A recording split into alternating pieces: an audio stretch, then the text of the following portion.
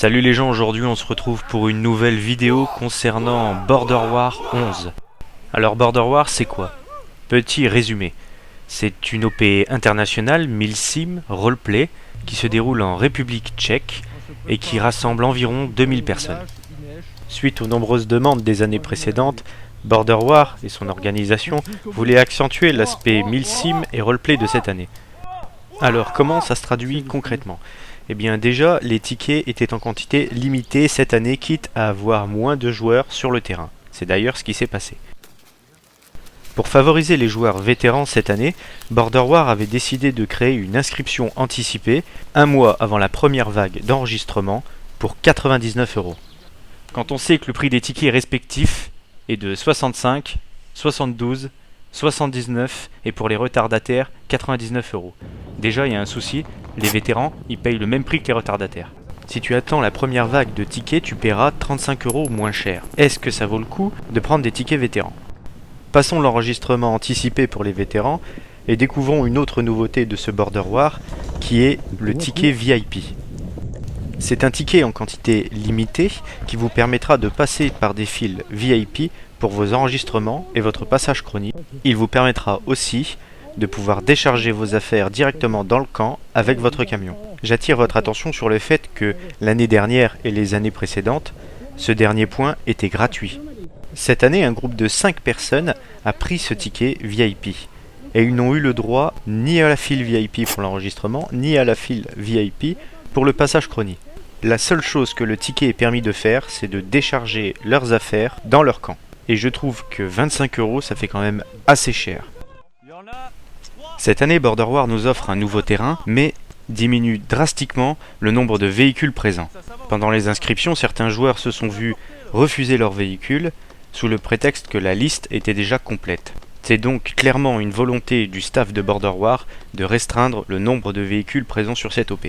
J'ajoute aussi qu'il n'y a pas eu d'hélicoptère cette année, il n'y a donc pas eu d'air mobile. Et c'est donc avec ces légers changements que Border War 11 commence. Et là, les rétex des deux camps se rejoignent.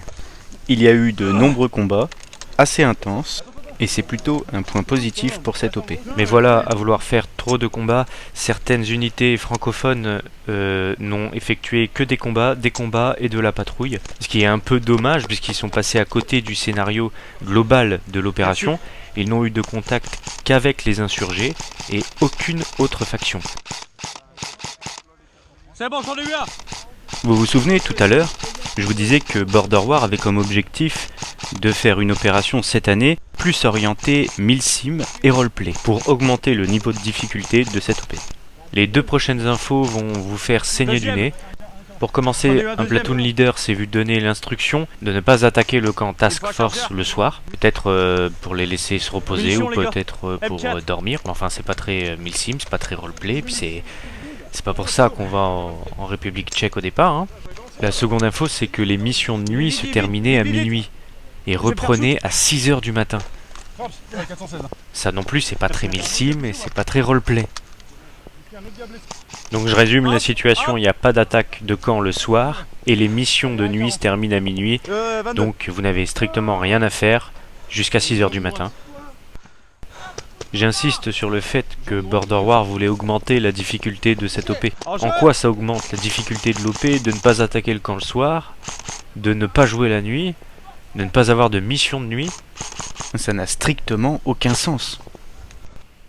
Pour la dernière journée de Border War, là aussi les rétex vont dans le même sens. Les deux principaux camps, qui sont Task Force et Insurgés, étaient déjà pas mal vidés par rapport aux années précédentes, à un tel point qu'il n'y a pas eu de grosses batailles à la fin, parce que beaucoup de gens avaient déjà quitté l'OP. Une platoon Task Force arrivera à la fin de l'OP au village pour le découvrir vide en train d'être démonté. Pour conclure, cette année, Border War n'a pas réussi à nous fournir une OP Milsim et roleplay, c'est même l'inverse. Avec très peu de véhicules, moins de participants, l'ordre de ne pas attaquer les camps la nuit, le jeu de nuit Milsim qui se termine à minuit, sans oublier les options de tickets que l'on paye pour rien. J'espère sincèrement que l'année prochaine ça sera différent. Dans le cas contraire, je ne retournerai définitivement pas à Border War. Voilà cette rétex concernant cette édition très étrange de Border War est maintenant terminée, j'espère que vous avez kiffé. Si c'est le cas, lâchez un like et je vous dis à la prochaine pour une nouvelle vidéo.